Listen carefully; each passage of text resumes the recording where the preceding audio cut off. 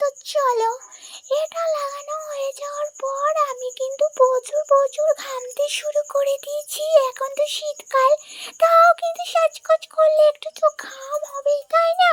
তো চলো, তারপর আমি একদম রেডি